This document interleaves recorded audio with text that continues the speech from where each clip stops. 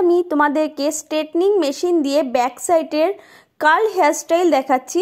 Machine গরম হওয়ার পরে কিন্তু ওপর থেকে নয়, মিডিল থেকে এরকম প্যাঁচাতে প্যাঁচাতে মেশিনের মধ্যে অল্প করে হেয়ার নেবে, ভালো করে আঁচড়িয়ে এরকম তেঁচড়া করে একটু প্রেশার দিয়ে নিচে নামাবে। আর অবশ্যই কার্ল করার আগে একটু সিরাম ইউজ করবে, তাহলে কিন্তু হেয়ারের শাইনটা অনেক বেশি পাবে এবং ফাইনালে কিন্তু বেশি ভালো লাগবে। তো এরকমভাবে আর একটা সেকশন নিচ্ছি, ওপর থেকে নয় একটুখানি দেখো ছেড়ে দিয়েছি, দিয়ে মিডিলের থেকে একটু ওপরে এরকমভাবে স্ট্রেট করতে করতে তেঁচড়াভাবে নিচের দিকে ঘুরিয়ে ঘুরিয়ে আনবে, তাহলে নিচে যত ঘোরাবে ততই কিন্তু নিচের দিকটা কার্ল হবে। খুব বেশি ঘোরালেও আবার কিন্তু মেশিনটা নিচের দিকে নামতে চাইবে না। তো 2, 3 অথবা 4টের বেশি ঘোরানোর দরকার নেই। 4বার ঘোরালেই কিন্তু নিচটা অনেকটা কিন্তু এরকম সুন্দরভাবে কার্ল হয়ে যাবে।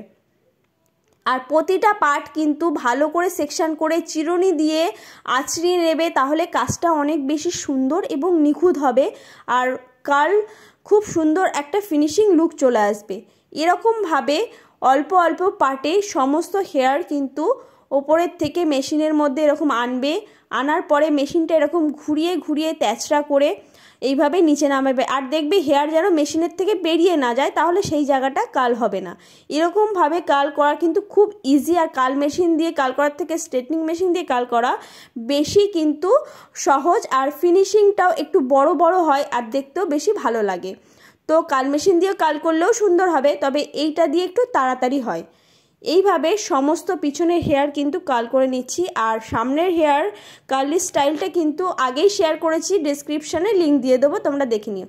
তারপরে দেখো ভালো করে স্প্রে অবশ্যই করতে হবে, নাহলে কিন্তু থাকবে না এই কার্লটা। আর এরকমভাবে একটা একটা করে কার্ল এরকম তুলে তুলেও স্প্রে করে দেবে একটু ঘুরিয়ে, তাহলে কিন্তু অনেকক্ষণ যখন রিয়েল ক্লায়েন্ট আসবে, সে কোনো পার্টিতে যাবে, তার কিন্তু এই কার্লটা থাকবে।